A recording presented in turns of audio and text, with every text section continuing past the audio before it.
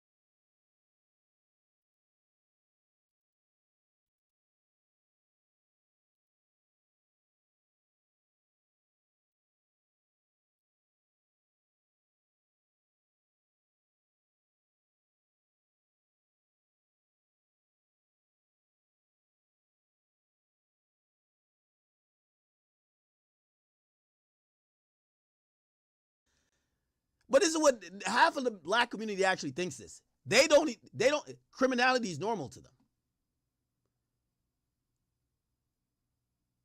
They will say everybody's tricking these niggas out of the spot. No, nigga. Maybe this person tricked themselves out of the spot when they flew a fucking Bruford on a private jet from Miami to LA to go buy guns, man.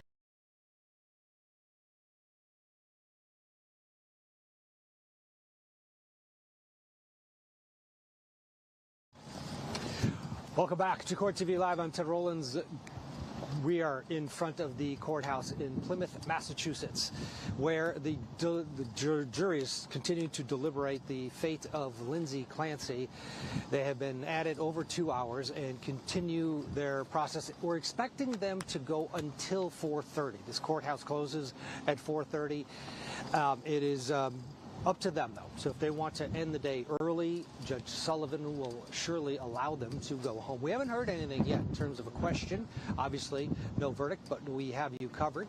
We're live on Court TV, also live on the YouTube channels of Court TV and Law and Crime. And we welcome all of you to this process, which could be days in the making.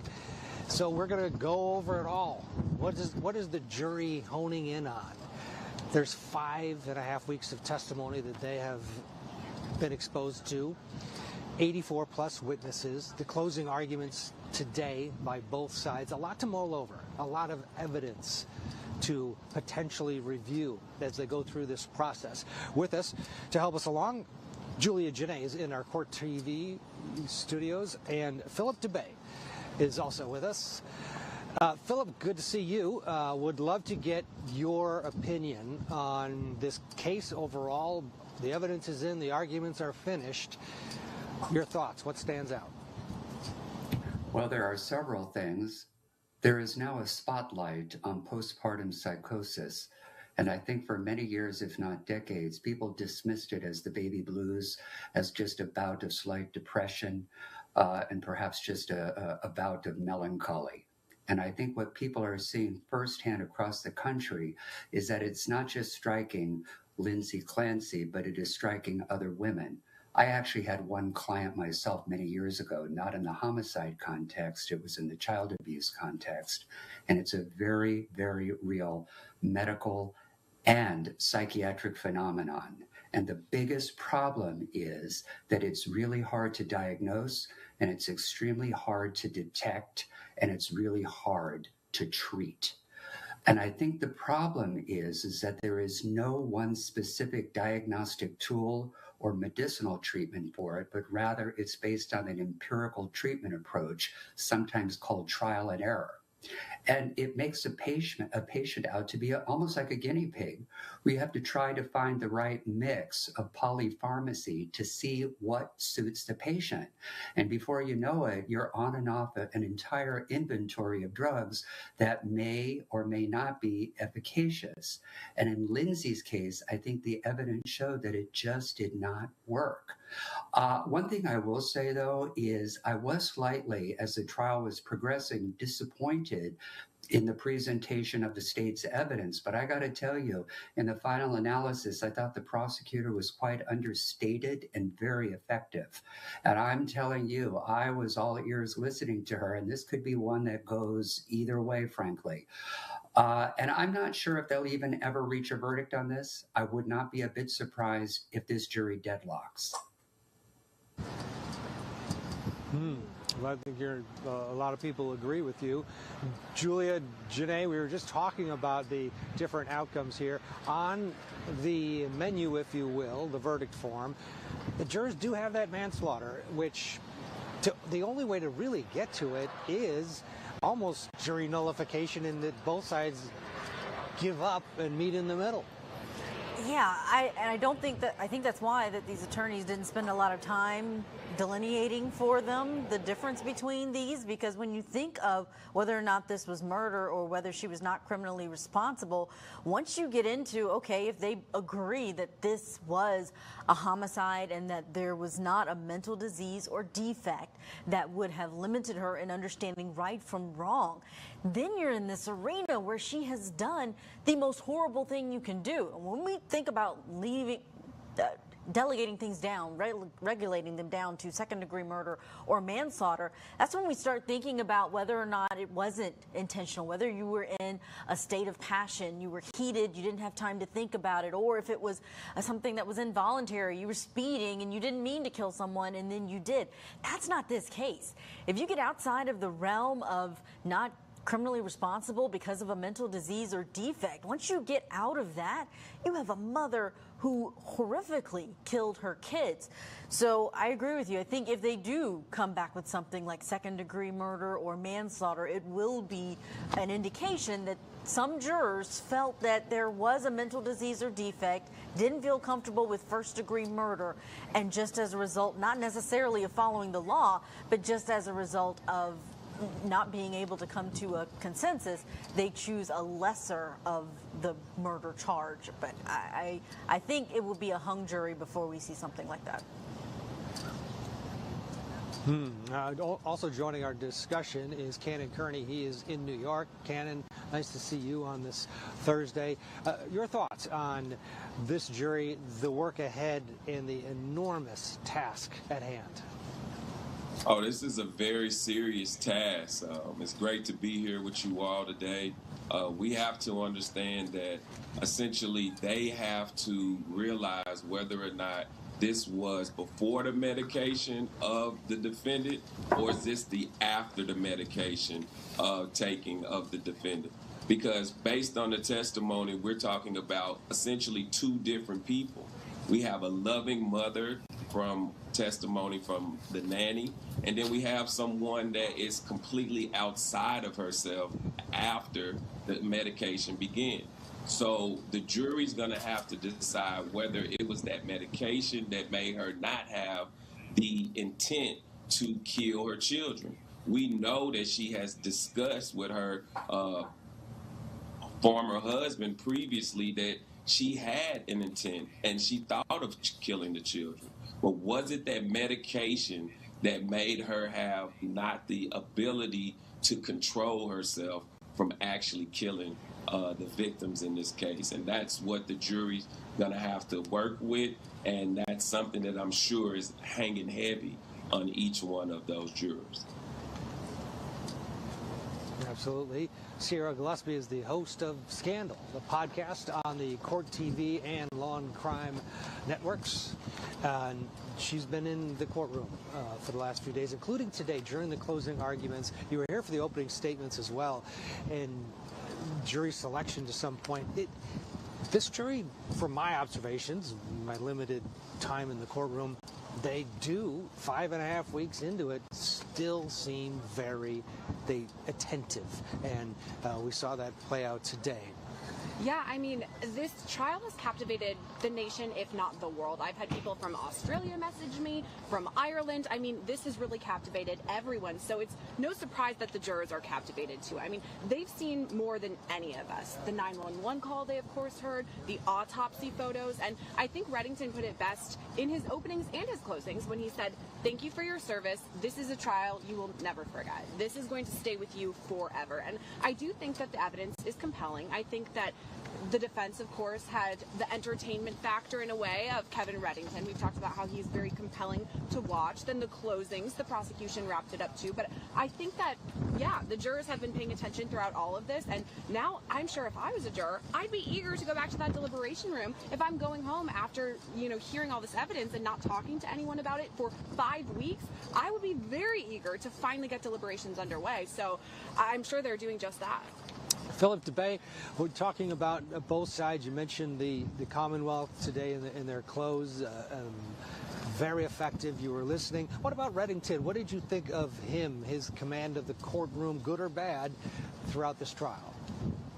I am telling you, he's going to rank as being one of the top 3 attorneys of all time, next to the Melvin Bellis, the Clarence Darrows, the Andrew Jennings, who defended Lizzie Borden back in the day. I love his style. If you notice, he stands there at the lectern, doesn't keep his head buried in notes. He just speaks extemporaneously, making ongoing eye contact with that jury, and doesn't lose track at all of where he is headed. He has a constant recurring theme throughout, and he is weaving the facts of his defense into his argument so effectively, so masterfully, and just so extemporaneously, frankly. We don't see it very often. It's just seamless. And Julia, he's a one-man band for the most part. He's got an investigator that he uses, a paralegal, but this is a guy schlepping his boxes in and getting out of his Ford Bronco with a not guilty as his license plate, NG. He's a character. There's no doubt about it. And he has taken over the courtroom. Sometimes it backfires if you don't bring it. But to Philip's point, he seems to just be in that sweet spot of experience and ability to communicate that it is something to watch. Your thoughts on his job so far? Oh, for sure. And the jurors feel that, right? Defense attorneys like for jurors to know that there's this Goliath that's after their client, and they are just the one David sitting at the table, the only person who is willing to speak out for this person who's accused of a crime. So they all right, so we got the there's only one person murder at his trial table, compared to multiple people at the prosecution's table. They know that he was there right at the beginning. He was in the home with Patrick. He's been working this case for years. Little Durk trial is also on. Handling the other cases. Now, granted, Bonnie got switched out the phones after that too, but the government found all them phones anyway. And he showed. Nah, chat. Imagine you a hitman. You just did. He did 12 years for attempted murder, and one of the first drills they got him back on, he realized he's on the JV squad. The JV squad is going on, bro. Yo, you ever watch JV high school basketball? Niggas is missing layup. Like, they do a layup line before the game start? Niggas be missing them shits. You're like, what the fuck? They sent that man with a JV squad.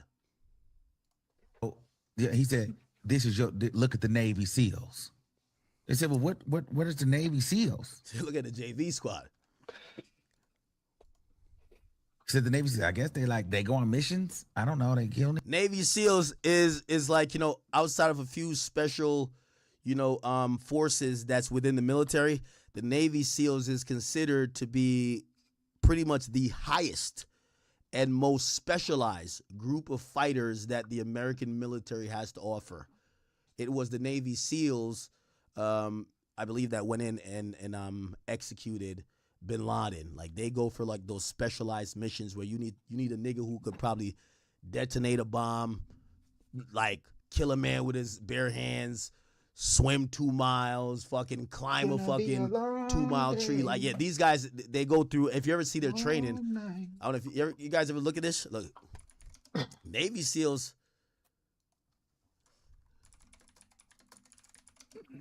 They got something called Hell Week. This shit is You're wet, Supposed to have sandy, maintenance and coming, shivering. Who died of bacterial pneumonia on September 2022. I want you to do hundreds of reps of push-ups, flutter kicks, and running in and out of the surf zone. Yeah, they got these niggas doing drills. They're firing gunshots. All like these are trained guys. Here's the problem. DD calls up Durk, and he says, "Yo, do you see the Navy SEALs we got here?" These niggas was JV walk-ons, bro. Trust me. Don't think about it as a wink. It will become easy to feel overwhelmed. Yeah. Anyway, so Navy SEALs was the wrong title, bro. Niggas, I mean, they're Army, Navy SEALs. So they was in the car like the Navy SEAls is here. Bitch, we on that. Look at the Navy SEALs. Durk tell they ass, go crazy. In the car. As they're headed to LA.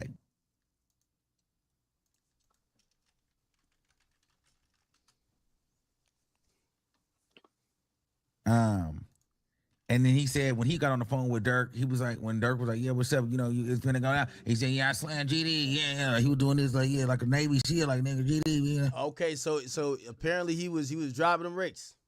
You know, so Durk is on the phone, the Navy SEALs, and they doing this on the, like, you know, we finna go. So all of them was dropping the rigs. You know, it's interesting because I think Lil Pop and Quantarana were Crips. Got nothing to do with GDs.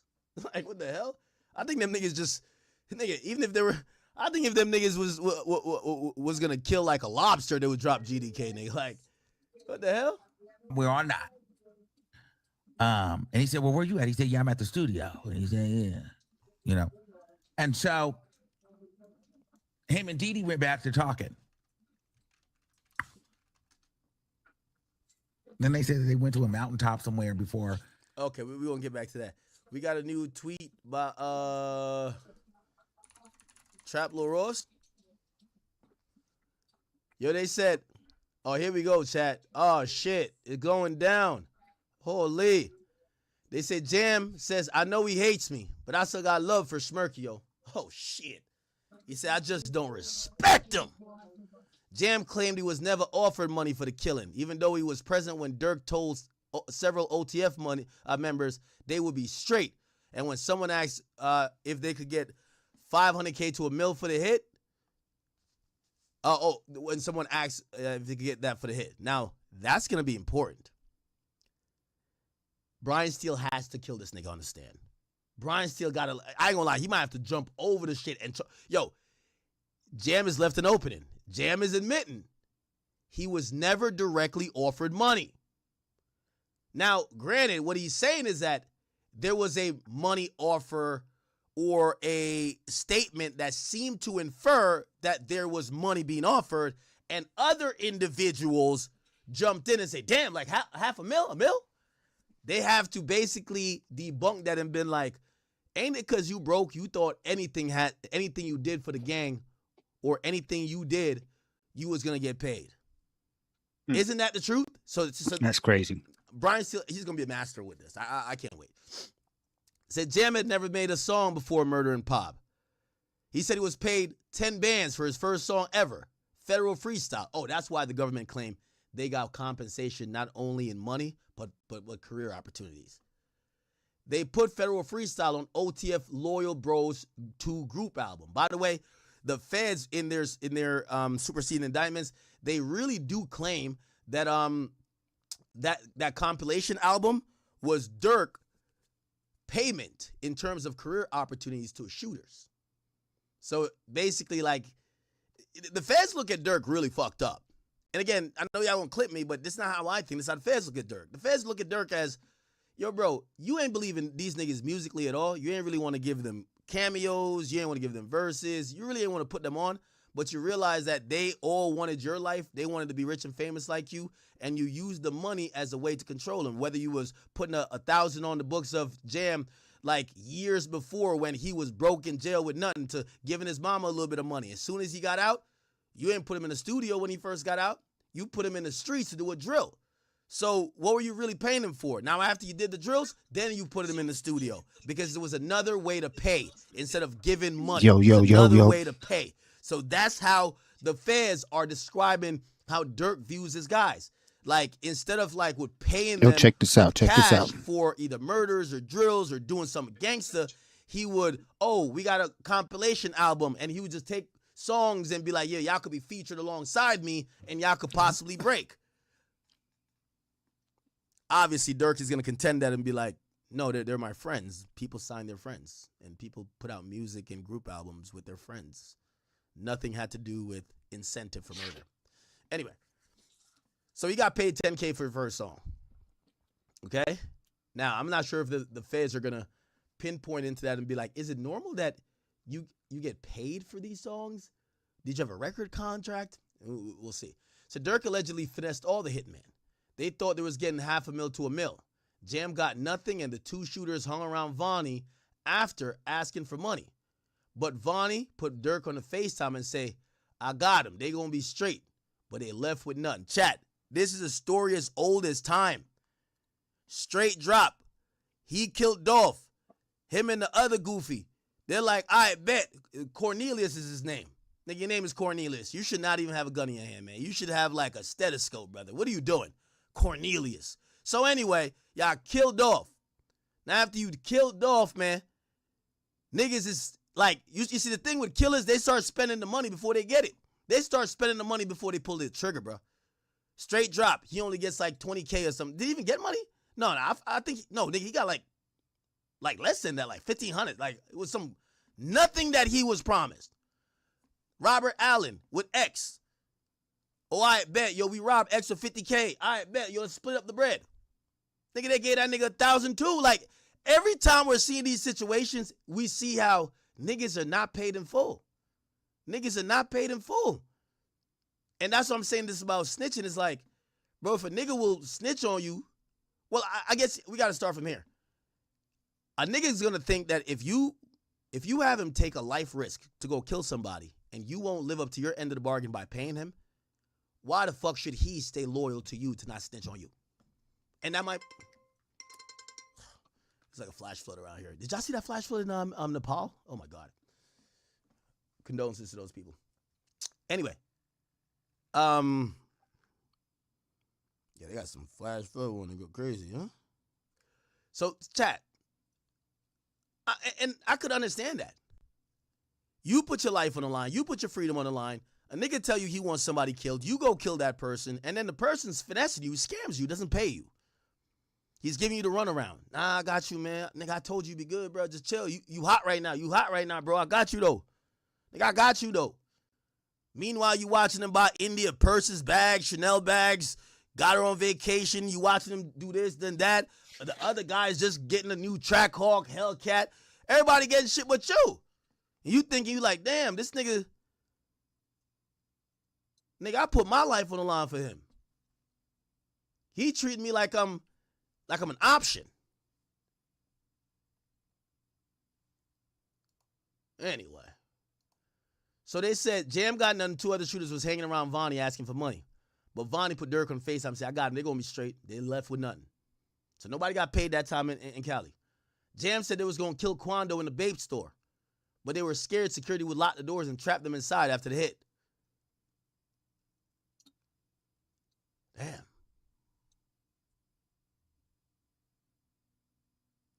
Niggas is going to run inside the Bape store and kill a dude, bro? Jam said he snitched because he wanted to get it off all his chest because it was weighing on him. Said he felt Pab was innocent and Durk was selfish to send him on the hit with people he ain't know. Didn't I tell you? He said he ain't know the niggas he went on the hit with, bro. I told you, nigga. Nigga, he knew Keith Jones. Like, I forgot how he know Keith Jones, but he just got Keith Jones, bro. But, like, he don't know why that's what he's claiming. Obviously, he could be lying, right? Like, he's trying to get out of jail. So, like, he's saying whatever to make the government look good. Specifically, he said that Vonnie was, nigga, didn't I tell you, nigga, Vonnie was a goofy. Didn't I say it? Yo, Durk won't answer the phone. You have a nigga, well-reputed killer that a lot of people felt like Durk was starting to gravitate to niggas with the name.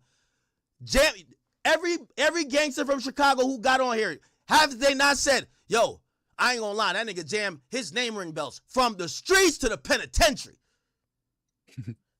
Durk is next to all of the niggas with a name. They bring out Jam to LA, and Jam is taking orders from goofies. Jam can't even get Durk on the phone. He got a goofy putting a gun in his hand. That's how he's looking at it. It's like, all right, imagine you in a gang with Pooh Shiesty. You know how Pooh Shiesty give it up. Whatever. Pooh Shiesty say, yo, bro, come do this. You show up, and all of a sudden, you know who meet you at the spot? It's academics. I give you a gloves. I said, all right, 2 for you. Okay, you need a face mask? You want the Nike one or you want the Adidas? I give you a one of those, and then I'm like looking down the receipt of the thing, and I'm like, okay, and you get this here, and then I'm like, okay, and here's this gun. Nigga, would you be confident? And you're like, bruh, yo, let me talk to Shiesty real quick.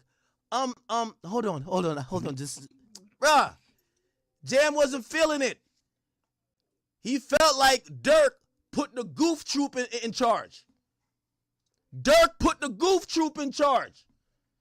Vonnie bought the shit. He's folding up the receipts in case he need to show Durk what he spent the credit card with. Yo, Durk, now I told you I used the card.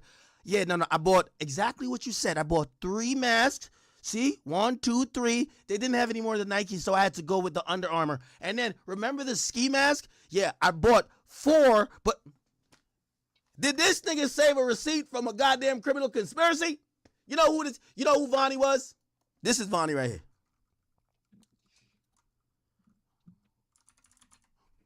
This is Vonnie right here, bro. This is Vonnie right here, bro. Look. Porno. Right. Nigga, is you taking notes on a criminal fucking conspiracy? What the fuck is you thinking, man? Yeah, that's Vonnie. They talking about the plan. He taking notes. He got notes. Yeah, so Jam peeped it. Jam is like, yo, he not answering the phone. I'm with the goofies. They're talking about let's do it here. I'm like, I could tell these, yo, this is a JV team. They never did nothing. Is you taking notes on a criminal fucking conspiracy? What the fuck is you thinking, man? Chat, it's a fact. Somebody said that's how you could tell Vonnie's dad was telling the truth. I ain't gonna lie, man. You might be motherfucking right with that one, though. You might be motherfucking right with that one. He said Vonnie was a goofy. Goofy.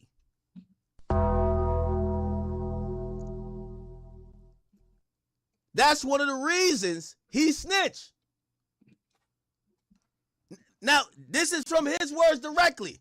He said he snitched. I don't believe him with his going to get his shit off his chest.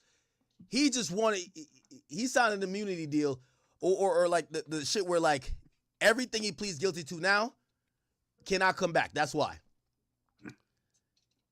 Now he said Pob was innocent. I don't think he feel bad for Pob at all. This nigga's a murderer. We could go look at, by the way, I think they found the first murder he ever did. The first murder he ever did, it's on my page. It's on our stream page. You feel me? This is the guy he shot in the head. There's an article about it. This guy right here. Remember, apparently they were doing some money laundering shit. This guy was money laundering for someone in the BDs. And apparently when someone's pops in the BDs who was using him for money laundering, he stole some bread. And that's why the son of the nigga who got finessed by him called Jam and say, yo, let's go rob this nigga. They go rob him. This dude starts tussling. He starts tussling with the son of the nigga he finessed. He tells Jam, nigga, shoot him. Jam pulls it out. Bam! Shoots him. Now he's bleeding. Ah! Then he looks at Jam and says, yo, this nigga knows me. He knows and he's seen my face. Nigga, I'm gonna go to Jam. Nigga, you gotta kill him. And Jam put the gun to his head and ends him. So Jam is a ruthless individual. I'm not believing Jam for a second on some he felt bad because Pob was innocent. I'm not believing that. Now, what I do believe is this part. He do believe Durk is selfish. I'm telling you, them niggas was watching Durk live a $1 billion lifestyle, and these niggas is probably thinking like, yo, bro, like, nigga, I'm killing niggas for you, bro.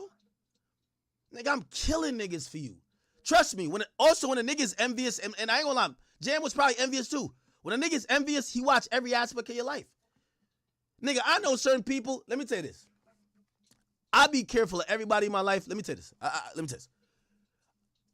There's certain people in my life, they'll be like, man, yo, you know I needed this money right here, and I just seen you cash out on another car. Like, nigga, what the fuck that got to do with you? It's like they looking at everything. I could imagine he bought India some shit, and Jam and them was probably looking at like, man, you could buy your bitch shit, but you can't. Niggas like that, they gonna turn on you. Facts. They watching your shit too heavy. They watching your shit too heavy. You get what I'm saying? So he's probably watching Durk like, man, I just put a nigga down for you. Damn, everything Durk bought. Durk go to the jewelry store, be like, damn, nigga, like, nigga, you could have not got that last tennis bracelet, nigga. You could have gave me that fucking 40K right there, nigga. I need that right now. A nigga like that is gonna tell. Because you know what it is? He's not looking at his situation. He's pretty much pocket watching, but pocket watching on a different level. Trust me.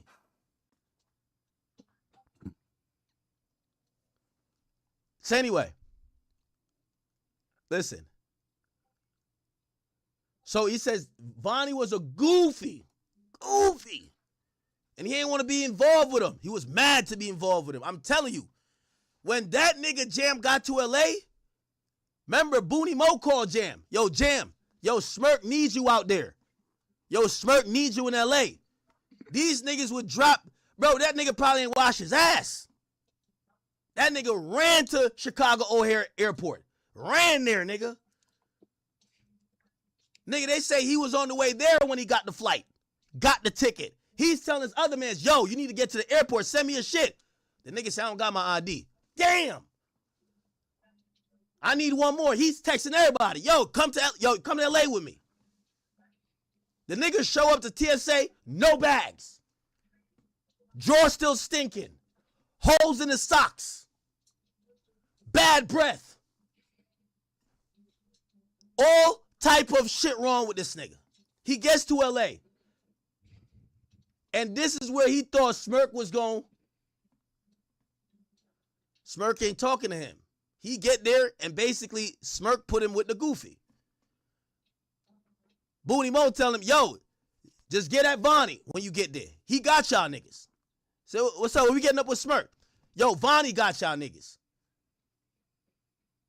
You could tell this nigga's Jam is a little bit stupid because until Duty Low get on the phone later to say, nigga, I don't know if you think you here to record music. Nigga, you here for a murder, nigga. He literally says it was Duty Low who broke the news to him. Nigga, you're here to kill something. Maybe he thought he was going on vacation. Maybe he thought he was going to go sightseeing. Walk the Hollywood stars or some shit like that. But he ain't talked to Durk since he got there. First of all, you know how he knew he was goofy? They say, yo, you can't fly into LAX. You got to fly into San Diego. It's about an hour and a half away, depending on traffic chat. The nigga gets there. They're trying to be low-key. Nigga, they get a party bus Sprinter, nigga, loud. Party bus Sprinter. A party. And you know who got it? Vonnie the Goofy. Vonnie the Goofy was spending Durk's money on some fly shit. They're about to go stalk Quan that'll kill him. He go gets a BMW from the exotic rental car company while they got a stolen car. That's how you do it, the stolen car. Not when the Goofy's around. You know, Big Ack is going, you know, I'm gonna get the Maybach. So I'm over here in the Maybach, you know what I mean? Fine. We all getting caught. We all getting caught. That's why we also got to blame Didi. Because Didi done let Vonnie put too much input on this shit, and this shit was goofy from the get-go. Remember, Didi's involved in this too. So, according to Jam, he snitched because Vonnie was a goofy. And he was upset that he even had to be involved with him. It said Jam wrote a handwritten note to the FBI saying, I know about murders. I don't want to talk on camera, but I know a lot, nigga. Holy shit. Pumbo Clyde. Man, I fell down to my knees when the law came. Yo, I know y'all give that nigga Trenches News a little flack. But we gotta think about this. Durk never paid the guys. Durk get on an interview with me saying, yo, 6ix9ine, I'll box you. Yo, chat, let me tell you, that burns niggas' souls. Yo, 6ix9ine, I'll box you for $50 million. I'll box you for $50 million, nigga. My money. You're on the same interview saying, you notice niggas can't say Sly Favon no more, right? Maybe something in the water. Then 2 seconds later, man, tell 6ix9ine, I put up $50 million of my own money. You know the shooters who done slid? You know they're probably watching that interview like, you got $50 million to fight a rat, but you don't got $50,000 to pay the guys? Oh, man. What's the FBI number, bro? What's the FBI number, bro? Send me the FBI number, bro. Chat, we got to keep it a bean. We got to keep it a bean. I tell you, niggas like that going to be watching you. Nigga, especially when a nigga's thinking, damn, he told me he was going to take care of me. You ain't take care of me yet. Now I'm seeing you on an interview, nigga. You on an interview talking about you put up $50 million of your own money. You kind of talking like you having it. But you couldn't even throw me the 50 pack. You know, nigga, I'm living with my bitch.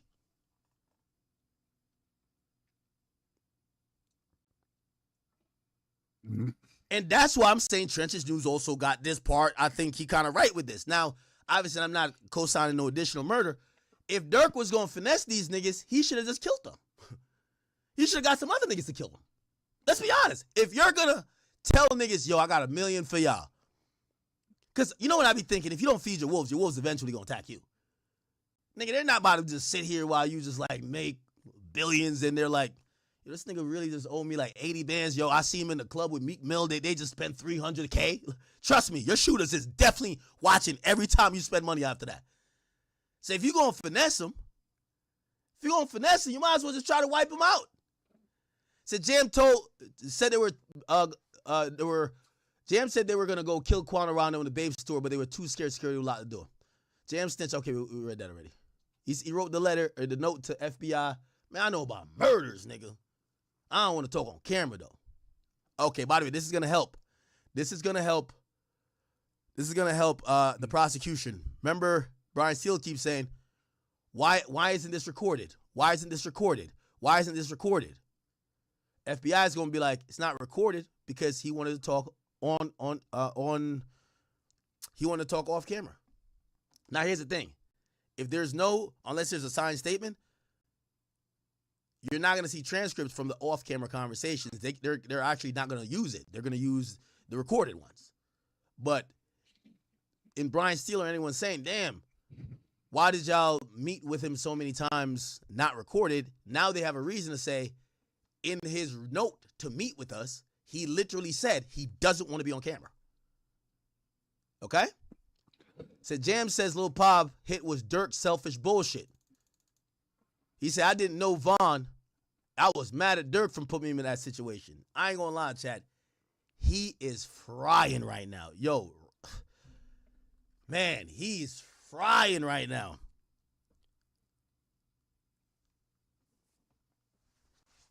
He sound no Vaughn like that. I'm gonna be honest with you. This is impactful testimony. You know why?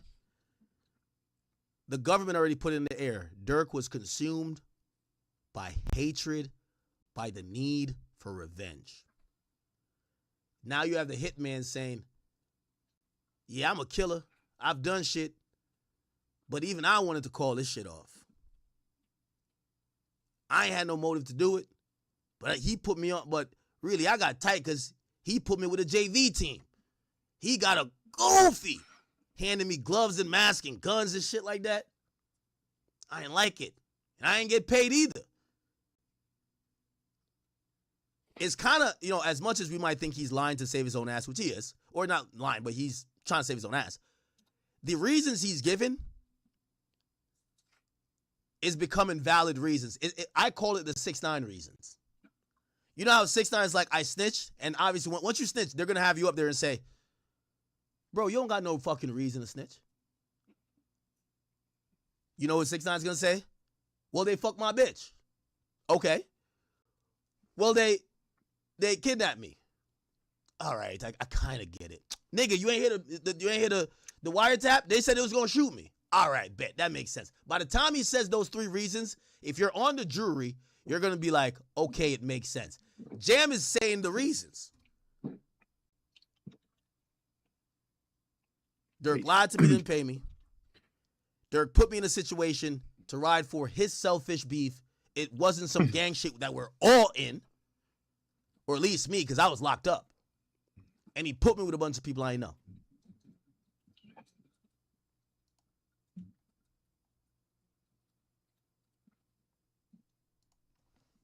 It's crazy, chat. This shit crazy, huh? Okay, we got a little update. Let's hear it. Before morning break, Jamie the Bull testified that he was not offered payment. When returned from the break, he testified money was offered, presumably for his part in killing Sylvia Robinson. And Jamie testified that he was paid to be in a music video for the song Federal Freestyle. He was given $10,000. See, that's interesting. How are you getting paid to be in a music video for your own song? Now, I don't know if I'm Durk's team, I'm not touching that. The fans should be like, hey, is it customary that if you make a song, you have to get paid to be in the music video of your own song? The fans haven't done that yet, but they could do the, hey, that was a way of trying to initiate payment, right? Obviously a lot of this is how you interpret it, right? He stated he did not believe he would be a part of the video if he did not participate in the killing of Robinson. Now, this is where Brian Steele got to turn up, because there was no ultimatum given to him from what we know. He's never said, Durk told me, if you don't do this, you're not going to be in the video. He just felt he wouldn't be in the video. So that might be him. Before court broke for lunch, a note was showed that Hester wrote in prison. The note said, I know about murders. I don't want to talk on camera, but I know a lot. Hester testified to feeling guilty for Robinson's death, explaining he had nothing to do with him and he didn't know King Von well. He called Robinson innocent. He also testified he would. Listen, this innocent thing, Brian still got to drop 30 on it. What about the man you killed in race? What about the man you killed in Racine, Wisconsin? You said YouTube channel, 51,000 votes. Now, just as I'm talking to you, 18% of those votes guilty, 53% of those votes, Ted, not guilty, and 29% of those votes a hung jury. So out of those 3 different options, her being found guilty is the one that people least think is going to happen. But a lot of people, over half out of 51,000 people who have voted on this thing, think it's going to be a not guilty verdict on behalf of Lindsay Clancy here. But I'm seeing all kinds of things in the comments. I mean, obviously there's been comparisons made to Andrea Yates, who was, a case early in the early 2000s that's kind of adjacent to where a mother killed her children. She actually got the not guilty by reason of insanity verdict in her favor back in 2006. Some people are bringing up, of course, we all know Casey Anthony. Some people saying you can't really compare it to that. But a lot of different comparisons being made, Ted, as I'm looking at, 25 different comments come off every second here. But a lot of people split in 3 different directions here with the guilty, not guilty, or the hung jury.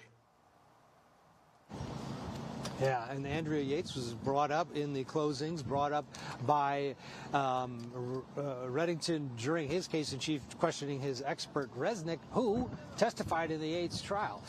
Let's listen to a bit of the closings and the mention of Andrea Yates. There are a few reasons why. Throw this up on the screen. All right? Okay.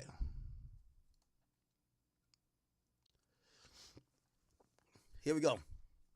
Testimony began where it left off on Wednesday. Hester, or Jamie, described the Infinity white BMW following Quando Rondo's black Escalade around Los Angeles, including, okay, we read that.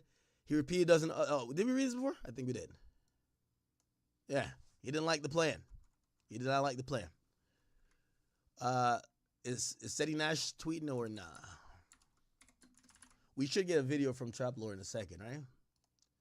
Trap Lord is working, brother. I can't even lie. Jam the reason everybody in the feds. He got caught with a gun and wrote a note. Well, I like what Seti Nash says, but we got to be clear. He got caught with a gun and wrote a note. Well, there's a way to look at it. That's what I'm saying. This is a 6ix9ine explanation. You could start it at, oh, he got caught with a gun and wrote the note, and he's the reason everybody in the feds. Or you could be like, well, if I got caught with a gun, had enough money for a lawyer, I wouldn't write a note. I didn't have enough money for a lawyer because I didn't get paid for the fucking murders I did for that nigga. So again, the thing with snitching is that once someone has mentally committed to snitching, the buck gets passed.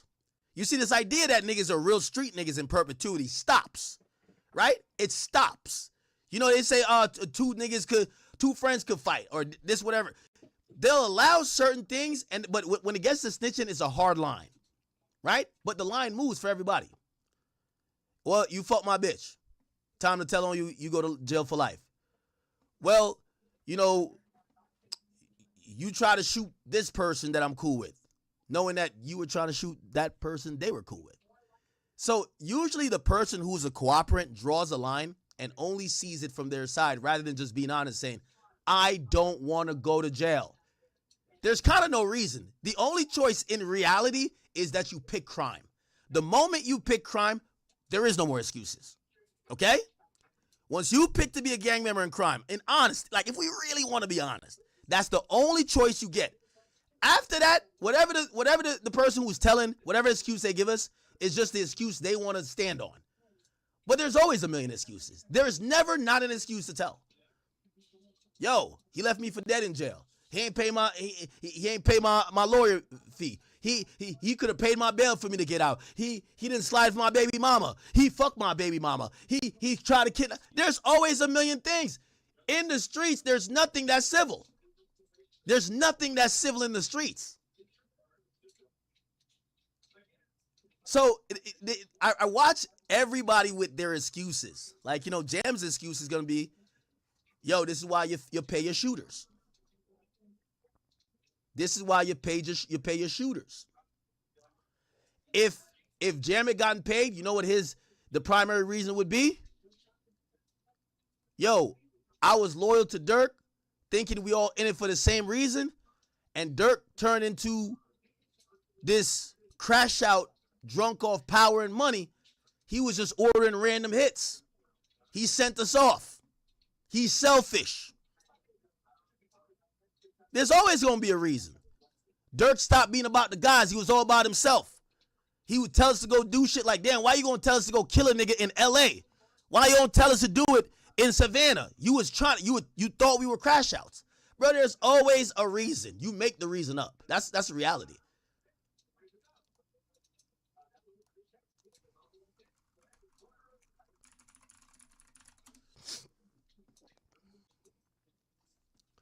Somebody in the chat say, yo, I'm definitely not taking no drill order from lames. Hey, yo, chat.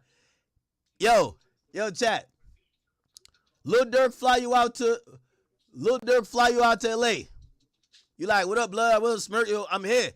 You can't get Smirk on the phone, but somebody hit you and be like, yo, the nigga gonna be out front at baggage claim with the Sprinter. He gonna have everything you need, like he gonna tell you what's good. You see the Sprinter pulling up? Nigga, it's Trap Lil Ross that walk out of the Sprinter, nigga. The nigga got a notepad, bifocals, he flipping the shit up and down. Nigga, he wearing one of these glasses. You feel what I'm saying? He got one of these glasses, flipping it up and down. He going to his nose. All right, so we remapped the route that Quando Rondo's doing. So we saw him on a scooter last night, and he like took a 3-mile radius block around the thing. I think we could kill him. Matter of fact, we have a gun for you here.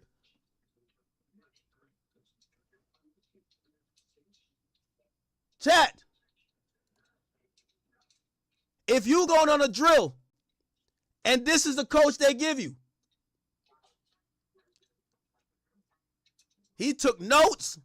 All of a sudden he says, Oh, and you, Mr. Jam.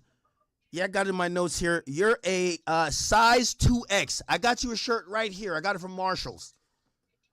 That's the guy you want to see before you go on the drill? Then you hear him say some goofy shit like this.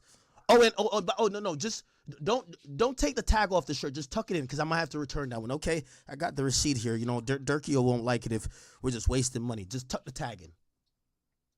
It's a goofy. Chat, that's exactly what Jam said he rolled into. What the fuck? Nigga said he about to return the shirt, tuck the tag in. He got the receipt. He taking notes. What the fuck? Yo, Vonnie, pull like this. Chat, we should have been new this, chat.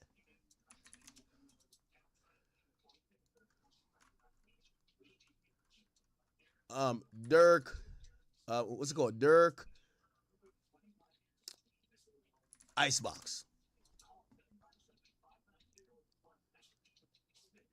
Durk, I have 100,000. It's not Durk and Icebox. We gotta do Vaughn and Icebox. Oh yeah, let me get.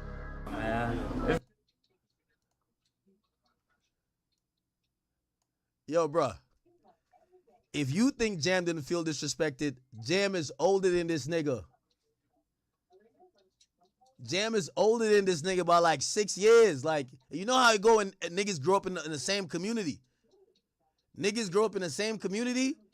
They know, like, you not even in the same classes with these niggas. You not even hanging in the same crowd. You hang with little mans in them, and you don't even hang with the active little mans. Nigga, that was me. Yo, you the nigga who wear the big book bag to school. That's me. I got the big, yo, you know you high school, you got that, like, because I'm carrying all my books. I got the big book bag. I'm walking to school. That's for sure. Yo, the bell ring, nigga, if I'm, well, we live like 5 minutes from the school. Nigga, I'm home in 7 minutes, nigga. And the extra 2 minutes was me going to my locker. Nigga, I got nothing going on. Nigga, I'm as square as they come. Nigga, that's funny. Nigga, that's what he could tell. Like, wait, is this goofy over here passing out guns, telling us where it's going down? Oh, hell nah. Anyway, here we go. Is this all right, here we go. So I'm here outside the courthouse. Not too many Free Durk fans out here. I don't know. Maybe they was sleeping in today. No Free Durk fans that I can see.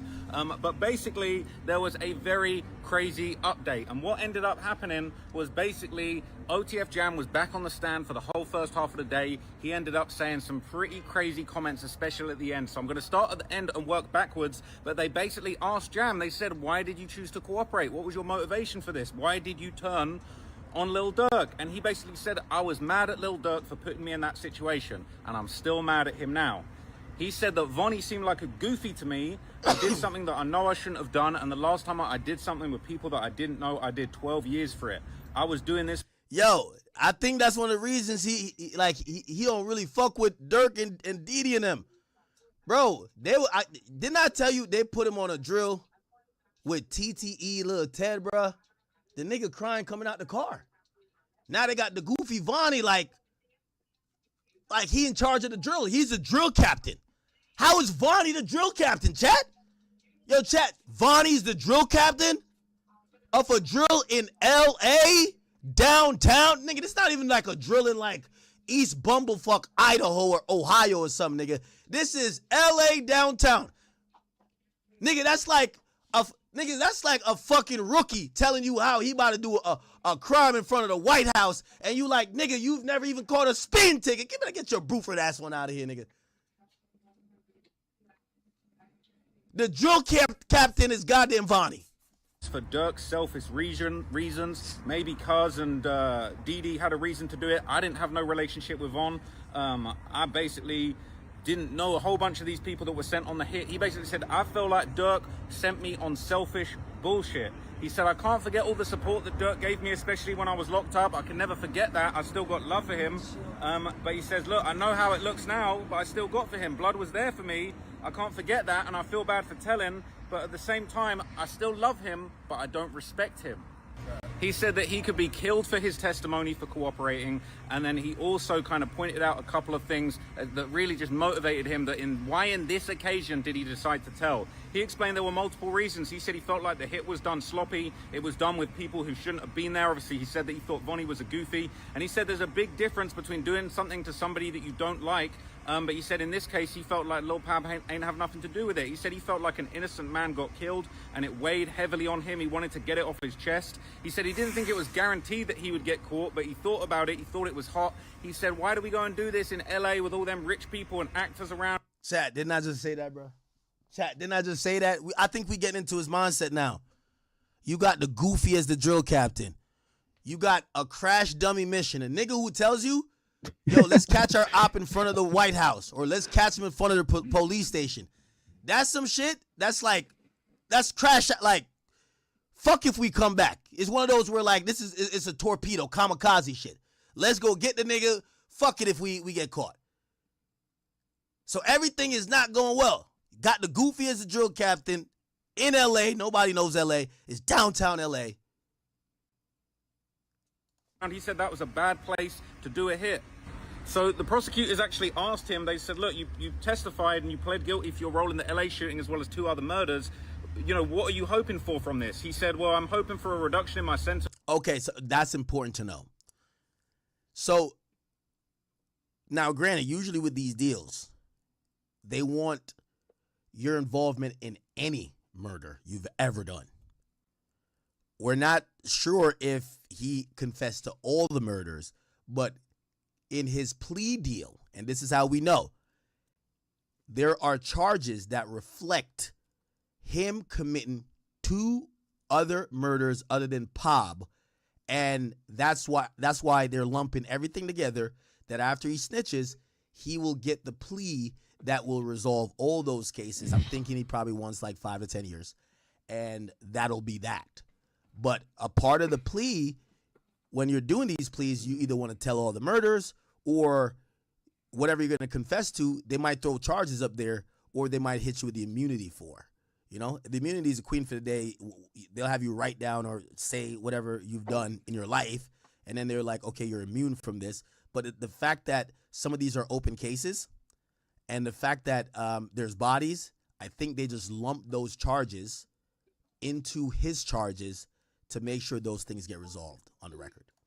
But he made it clear there's been no promises made. He's not getting out. I'm not going to lie to you. Jam having 3 bodies, he probably shouldn't be out here walking around straight after this. But he basically said he pled guilty with the 2 other murders. And, you know, he just basically wanted to get it all off his chest. And he said it was weighing heavily on me what happened to Lil Pab, and he saw an opportunity and he took it. So it was some pretty crazy testimony. That last part when they kind of broke, you know, he said it straight out of his mouth. He said, I still got love for Durk and I can't forget what he did for me, but he put me in a bad situation with some goofies. It was selfish and I'm not rocking with it. So that was pretty crazy, but there was a whole lot of other crazy testimony that Jam put across, and I'm going to tell you all about it in different videos. So stay tuned. I'll keep you guys updated on everything. And yeah, it's going to be a crazy day. I think he's going to be up there all day, maybe even into tomorrow. Yeah, definitely in tomorrow, I believe.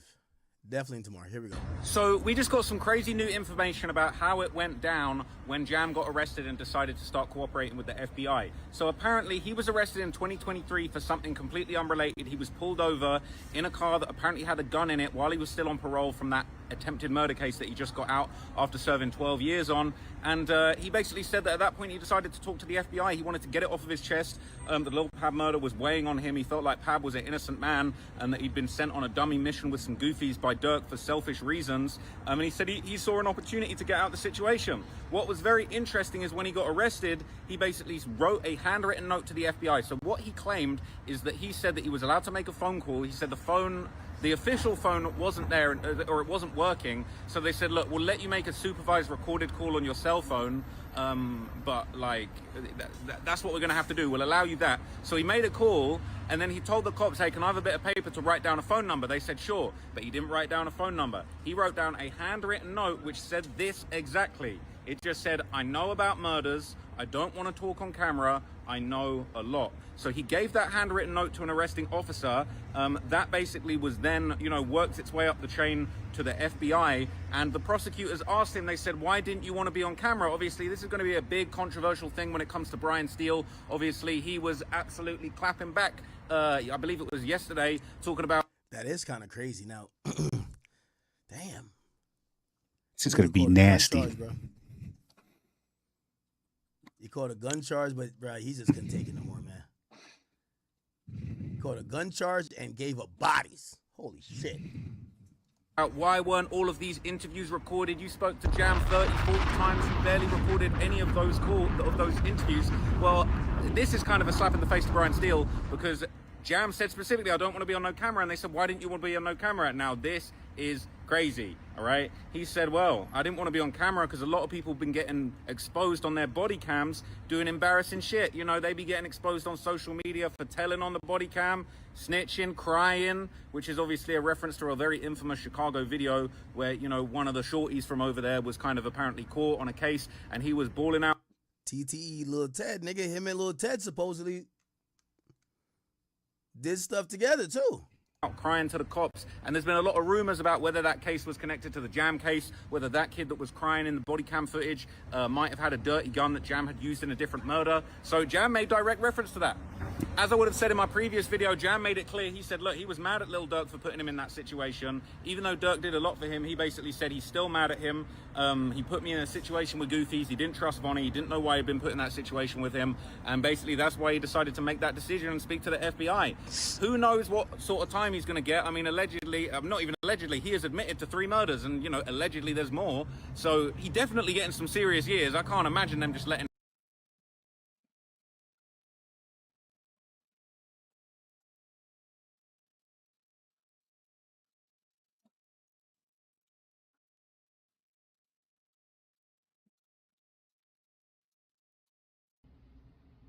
Hi, I'm Taylor Priest with Los Angeles Magazine, and we are back at Lil Durk's murder for hire trial, where we picked back up where we left off yesterday with Casey Hester, or OTF Jam's testimony. So we kind of went back, got a little more information about what happened leading up to the murder of Savia Robinson. Hester and Banks, though, I wanted to note, before court started, they stared at each other from across the room. It was quite a good amount of time.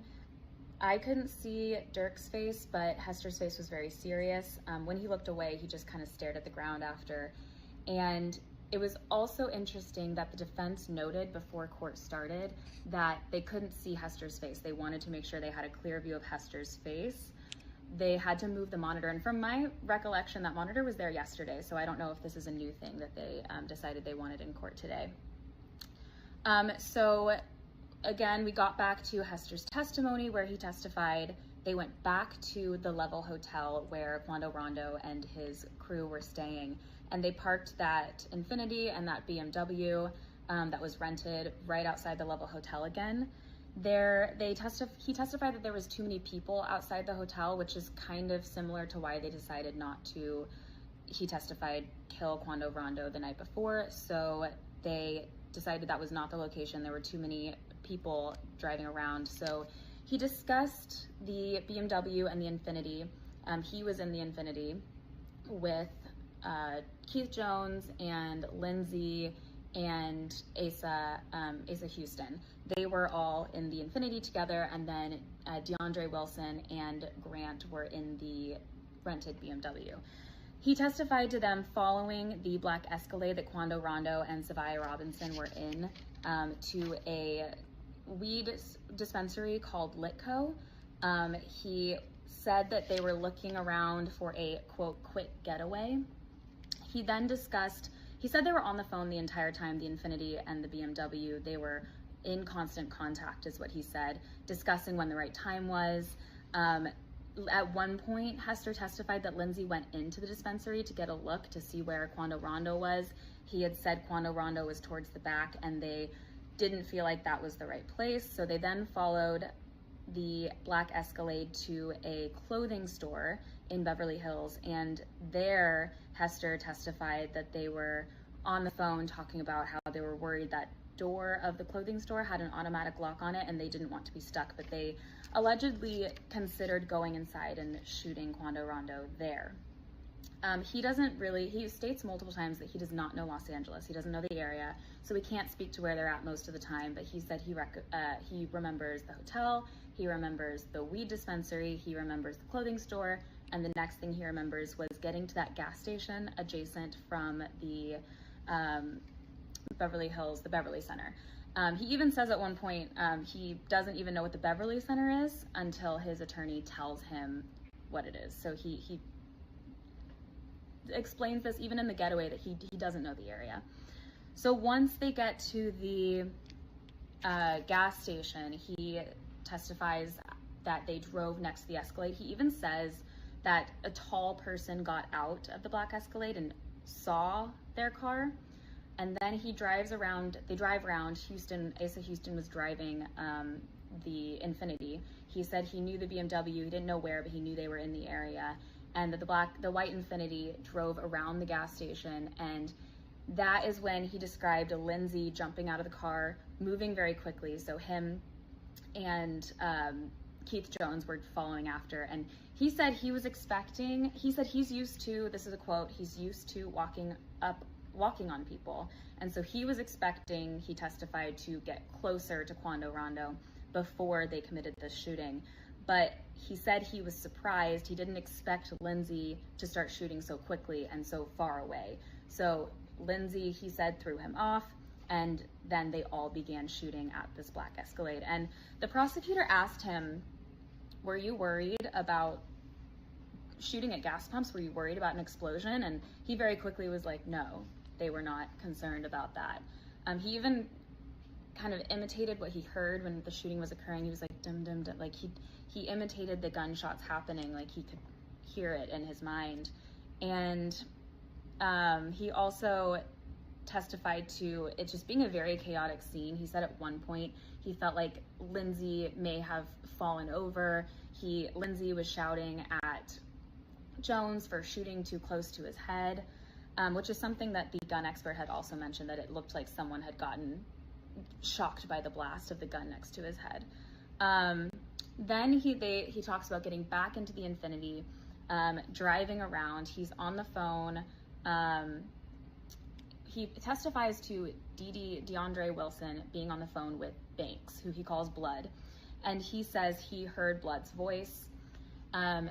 Wilson was asking the group questions about who shot who, where they were at, wanting details from what happened, and he testified that Durk was also asking these questions to Wilson, who was asking them, relaying the information back. And so he did testify that he heard Blood's or Durk's voice on that phone call. He then also, I thought it was interesting that they then make a car switch to the black Escalade, which we knew there was a switch in cars. We hadn't heard that before. The Infiniti gets dropped off or abandoned. They get in the BMW, he says, a lot of guys squeezing this small car, and then they somehow transition to the black Escalade. Hester testified he didn't quite know how they got there, but they get in that car. And the prosecutor was very specific. Was there a partition? Could the driver hear you? And he said there was not a partition. And this is something he asked before, so I wonder if there's a driver testifying. I wonder if they're setting it up for the conversation in the Escalade could be heard. This is also the same Escalade that ended up driving them to the San Diego airport that night to fly back to Chicago. He then talks about how he testifies to once he got back home, he left San Diego, he felt very mad. He felt like the shooting had nothing to do with him. He called it, quote, sloppy. He said, in my eyes, Mike was preparing to retire. And he didn't know at that point, he testified, that it was Robinson who was hit. But he said even Quando Rondo, like, he had nothing to do with this beef. He didn't know King Von very well. He didn't know Quando Rondo. He didn't feel involved, and that came up a lot. He said he had a lot of negative feelings towards that. He also said he felt Durk was, quote, selfish in asking him to be a part of this.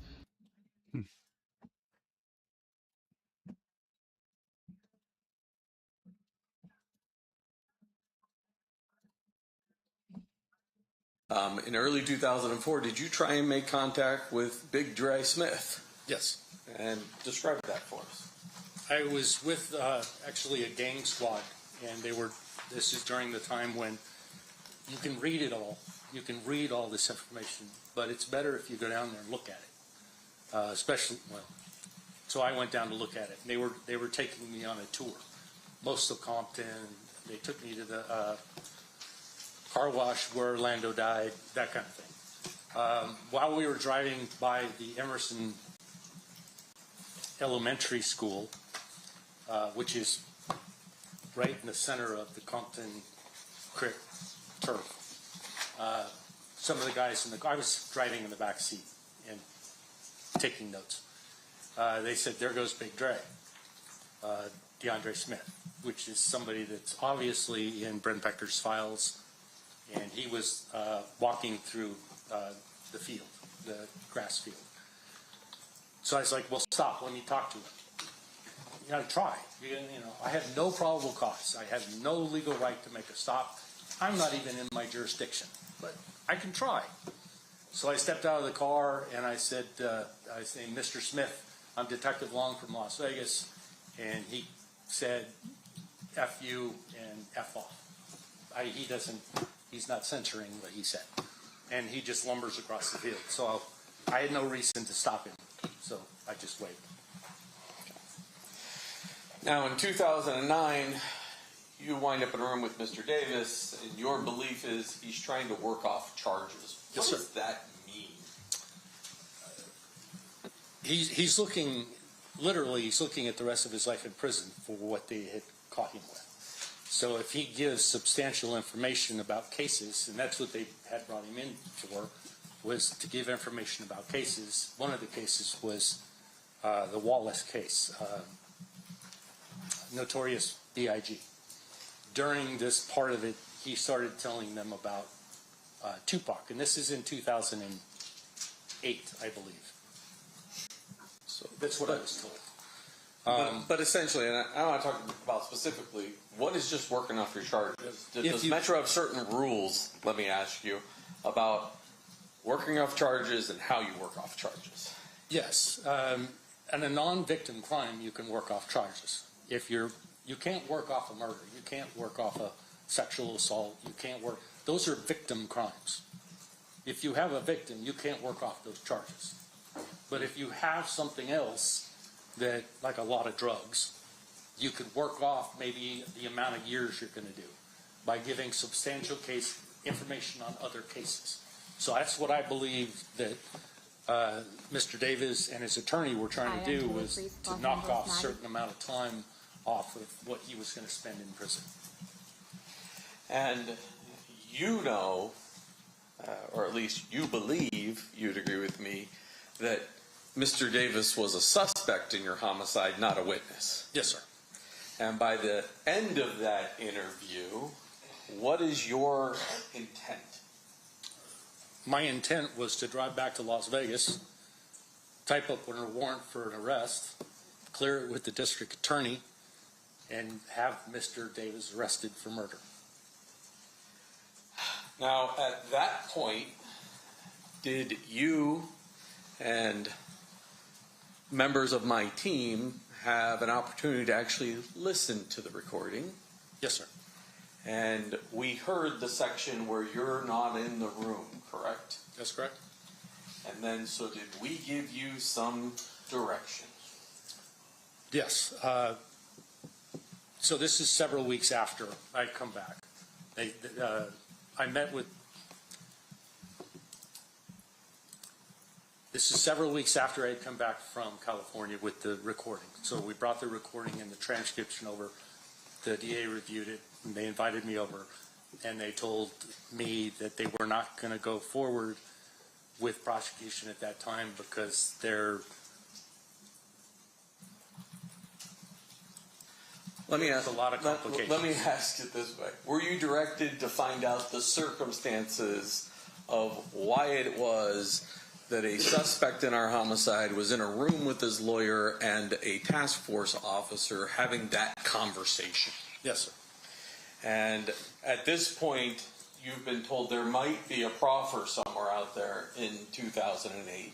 Yes, sir. That's correct. And proffers are between lawyers and sovereigns, correct? That's correct. So it's either got to be the U.S. Attorney's Office or the Los Angeles District Attorney's Office, but it certainly wasn't the state of Nevada or the Clark County District Attorney's Office. That's correct. And did you make efforts to find out from Wayne Higgins what the nature of that agreement was between him and some other sovereign? Yes. Mr. Higgins as well as others. Yes. And you would agree with me that Mr. Higgins wouldn't return our calls? That's correct. Did you attempt to contact U.S. Attorney Seawright? Yes. Yes. And you would agree with me, Mr. U.S. Attorney Seawright, at least at that time, would not return our calls? Correct. Would not speak to me. And by the time, well, let me ask you this. Based upon that situation, did you get directed to reach out to Darren Dupree to see if we could get leverage on the driver, Terrence Brown? Yes, I did reach out to Detective Dupree, and Clarence Brown is a gangster operating in Compton, California. So he's going to be committing crimes. I asked him if he gets arrested for whatever reason to give me a call, and I want to come down and talk to him. For whatever reason to give me a call, and I want to come down and talk to him. Yeah. And ultimately, that never happens. You never get a phone call saying, hey, we got Bubble Up in custody. Come down here. Let's interview Bubble Up. Correct. Bubble Up is the street name for Mr. Brown. And so by the time you retire in 2017, we have no statement from Bubble Up. No. And we still don't know the circumstances surrounding why those three people were in a room talking to you. No, I believed I did at that time, but obviously I didn't. Thank you. Nothing further. Redraft. Sir, can you tell us who from the district attorney's office you were speaking to during that time period? Mostly it would be Pam Werkerly. Who was the other United States or the district attorney as well besides Pam Werkerly? The entire MVU. Was Mr. DiGiacomo one of those individuals? Yes, sir. Now, at the time, who was the elected district attorney? Was it Mr. Wilson? Was it Steve Wilson? Yes. Now, not David Roger? No, I don't believe he was there anymore. All right. Now, your testimony here is that you had every intention when you came back to charge the case. Yes, sir. And when you came back, you reached out to the district attorney's office and you said, hey, we think we should charge this case. Yes. And they did not immediately give you a response as to what they were going to do. No, they told me to stand down and they were going to review it. I got the information to them as quickly as I could. It had to be typed up by one of our secretaries, but I did make sure they got the audio as quick as they could. There was plenty of probable cause to arrest for murder. Sure.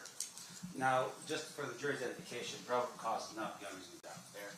Say that again. I'm sorry. Probable cause is not beyond reasonable doubt, right? No, that's what we do here. That's correct. And in terms of the information that you had learned at the time that you met with Mr. Davis, did you verify any of that information? Say it again. I'm sorry. Did you verify any of the information in that recording in 2009 that Mr. Davis said? I wasn't able to. And once again, verification meaning corroboration, right? That's correct. In fact, I think on the recording you had told Mr. Davis a couple times, look, even though what you're telling me you might say is the truth, I still need to corroborate this information. That's correct. And that would have been your standard operating procedure with anyone telling you anything. That's correct. So, for instance, as you're sitting here right now, do you have any... I'm going to object to leading. It's his witness. I'm sorry. I'm so used to hard, I know. Let me ask it this way. You better rephrase. Yes, I'll rephrase. Did you make, was there any information that you ever received about whether or not Mr. Davis was in Las Vegas in September of 1996. Well, objection leading. He can say yes or no. Overrule. Did I? Yeah. No. And did you ever have, when you reviewed the file in this case, were there any people calling in saying that they did it? They did the murder? Sure. I mean, can you give us a number or an amount? There was a lot. There was quite a few. I mean, I had information that Bill Clinton had him killed. I mean, there was no, we did not follow up. There was a lot of calls, a lot of people claiming to have been involved. No. Yeah. And fair to say, most though, of the time they couldn't get any of the information correct. Right. And so when you're determining, for instance, a confession, what are you looking for? Like, if someone says, I confess to this, what information do you use to determine whether it's correct or not? They're like, what kind of vehicle were you in? How did the shooting occur? What kind of firearm was it? Where did you go from there? What preceded it? How did you? All of it. I mean, anything that you can find as in facts, you want to connect to them. I'm behind the eight ball because I'm 15 years after the fact, or 14 years after the fact, trying to corroborate different things. But I mean, I made the attempts. And with regard to the information that we're talking about here, was any of the information you're sharing with us already available to the public? I don't know. I'm sure there was information that's out there. I mean, there was so much interest in the case, I'm sure there was. Now, just finally, in terms of your reaching out to people, Mr. Seawright, who was he? The Attorney General of California. And the District Attorney's Office requested that you reach out to the Attorney General of California? They were going to do it. I was going to do it. Whoever could do it would be great. Okay. And then in terms of the other Sounds people, nervous. Mr. Dupree or Detective Dupree, when was the first time you ever met Mr. Dupree or Detective Dupree? I apologize. It's crazy, man. I'm not positive. Was it in the meeting at 2009? No, I met him before that. Can you give us sort of an estimation as to when that was? A couple of years before. I think it had to do with one of the gun trip. I think is when I met him. And just for my edification, with that gun, was it a real gun? Yeah, Glock 40. There's a lot of Glock 40s out there. I had no idea there was that many. Yeah. Thank you. I have no further questions. Thank you, sir. Real briefly.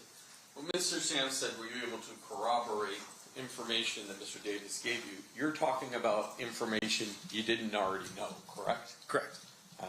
There was a substantial amount of information in this file that Mr. Davis, Mr. Brown, Mr. Anderson, and Mr. Smith were in the car the night when the murder occurred. Yes. The way I took when he asked me that is, did I do cooperation? Brent Becker and Mike Franks, the original detectives, corroborated a lot of different things. I didn't specifically go back in time and do what they did. You were relying upon the information they already had, so when Mr. Davis is telling you this story, it's not like the crazies that are calling saying, I killed Tupac or Tupac's still alive or all any of that stuff. That's correct. Nothing further. Any redirect? Ladies and gentlemen of the jury, any questions for Detective Long? If you have a few.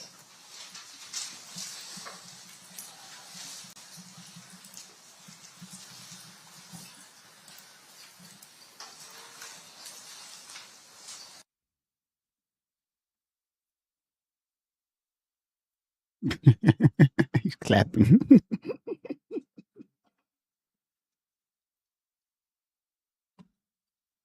With chat with just Dupree, Keefe, and Higgins.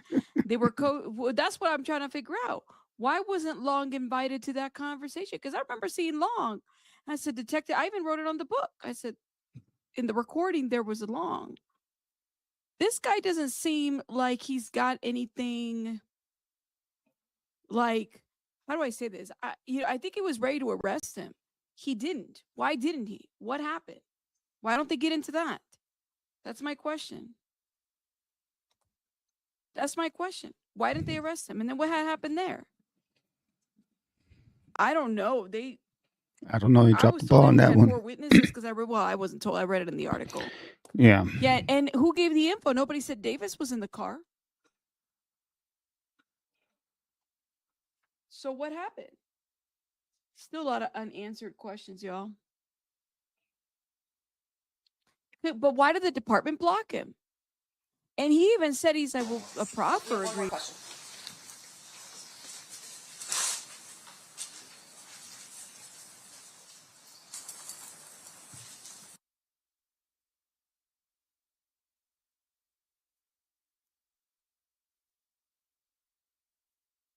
Is working in the office when all of this was going down. Did you guys hear the officer say that? He said, DiGiacomo. So this was around his 10-year, is that the right word? His time frame that he was there. So DiGiacomo, can you get on the stand, sir? Just stop picking at your hair, your facial hair for a minute. And I would like to know why nothing happened. Yeah, good question. Officers were curious, and they would go in and see what was in there because there was a lot of stuff in social media. So they were going in to look and read. So he decided that wasn't going to happen anymore because information could get out. So he locked it down. Were you the only one assigned to Tupac's case? In 2004, Sergeant Manning handed me the case to do any follow-up. There was a full squad I was on, 6 detectives and a sergeant. All of them were available to help. And we had some very experienced, very talented detectives on the squad.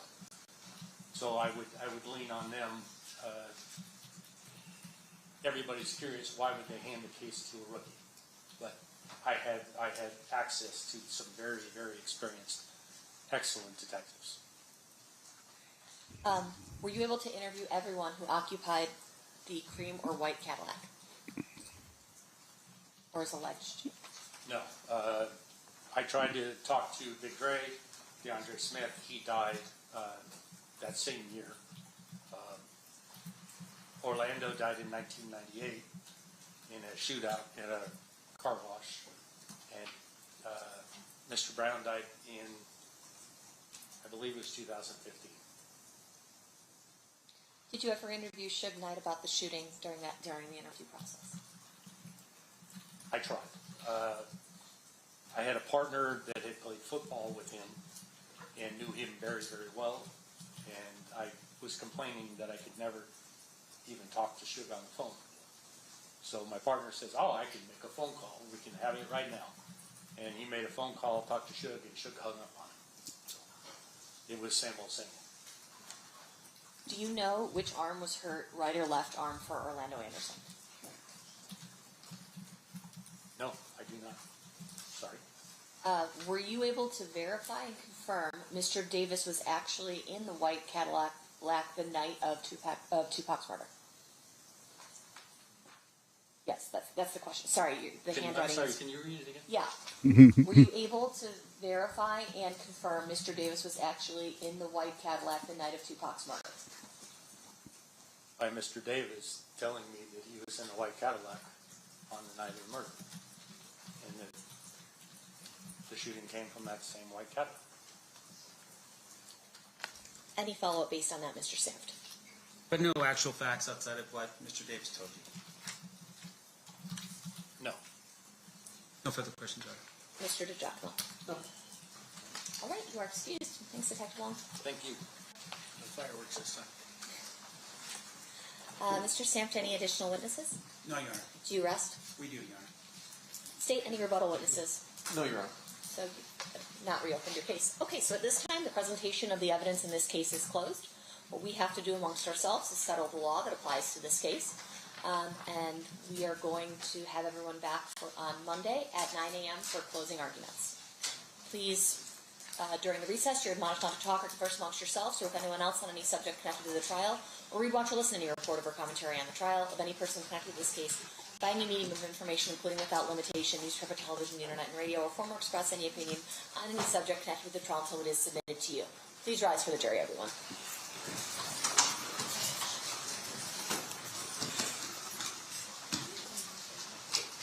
Taking the stand. Take that out of the park.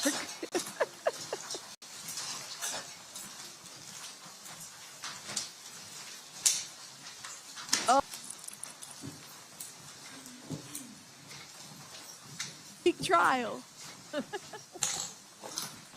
So off. That's it?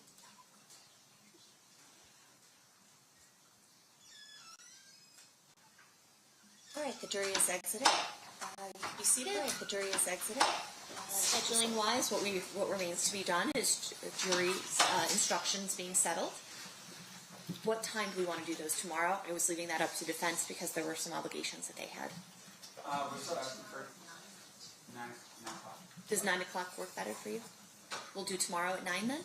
Yes. And I think we should be done by the time that you need. And Mr. Davis, do you want to be present to settle jury instructions? It's up to you.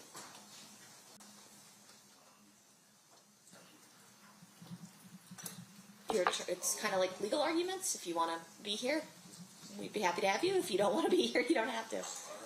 You want to waive your appearance for that? Okay. So I'll then just see the attorneys back 9 a.m. tomorrow. It's not presentation of evidence. It's just settling the jury instructions. Should be pretty quick. And then the next big thing for everyone watching at home is going to be closings 9 a.m. on Monday. Yes, ma'am. Okay, sounds good. All right, we'll see everyone back 9 a.m. tomorrow. Thank you. Is it 9:30 on Monday?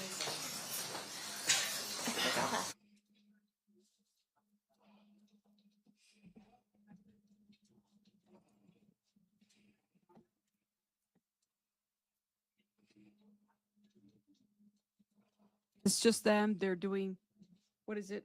Settling jury instructions and whatnot. Keefe doesn't want to be there for that, so they're going to be, we won't see anything and everything until 9. You said that is going to tell us a lot about the law on this one, seeing them work those instructions. Well, I mean, I don't think it's going to be televised, right? This is not, the instructions aren't going to be televised, correct? I could be wrong. All right. There was a lot that was happening. I'm going to drop the link if anybody wants to come up for at least, I got like 30 minutes. 30 minutes. I don't know how I feel about all of this. That was it. Closing argument. Mr. Jackman, you may cross. Lieutenant, you wrote this.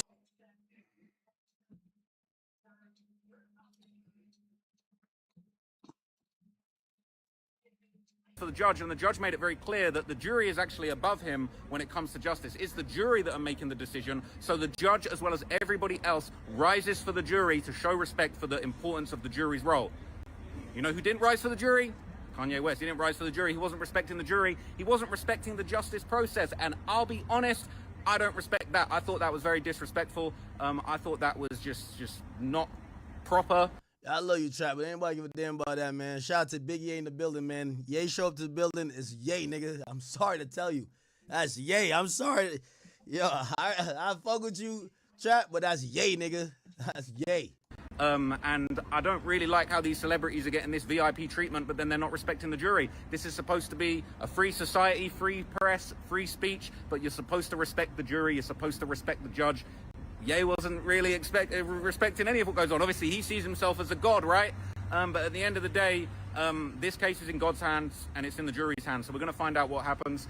No disrespect. But I personally thought that Ye not rising for the jury was disrespectful and it didn't respect the justice process. As much as everybody wants to say free Durk, it's in the jury's hands and it's up to the jury to decide whether or not they believe beyond a reasonable doubt that Durk did this based on the evidence that's presented to them fair and square. So, yeah, I would suggest that everybody in the courtroom respect the jury. There's no indication that they're biased. There's a very diverse jury, all right? I'm not going to comment too much on the jury, but, there's all this talk about, are there any black jurors? There are black jurors. There's jurors from all different races. I don't know nationalities. I've not spoken to any of them, and I don't plan to. But anyway, it looks like there's something going on in these streets now. There's some crazy ambulance pulling up. But I will see you guys next video. Okay. Seti Nash got a bunch of updates. Here we go. Seti Nash. All right, Seti popping out. To go viral, bro. This shit about to go viral. So you got Jim, who basically told the whole entire thing. They basically got away with it, bro. They literally basically got away with it. Jim got pulled over, had a gun on him, and basically wrote a note.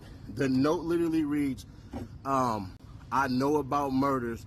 I don't want to talk on camera. I know a lot. Then we ended. Did they really get away with it though? It felt like the feds kind of knew.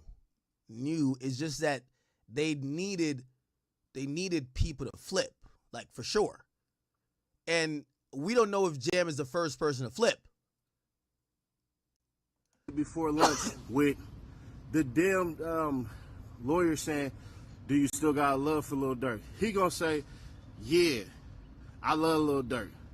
But, you know, what Lil Durk did was selfish. What Lil Durk did was basically put me in a situation with people I don't know, you know, with cats I don't even know. When we went and slid for Vaughn, I didn't even know Vaughn. If it had been like Booney Mo, then it wouldn't have been no problem and all that.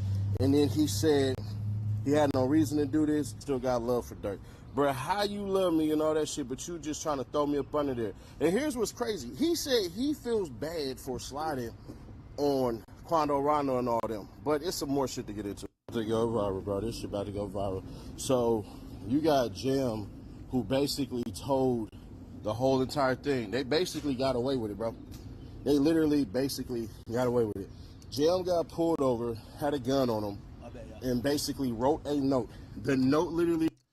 Okay. So, Money Duke and goddamn Lil Durk get into it about them not sliding for Vaughn. And Money Duke basically like, man, y'all ain't sliding for Vaughn. Y'all ain't did shit for Vaughn. All of this shit. And then Money Duke basically was talking hella shit. And he got on group chat, texting everybody talking hella shit. So,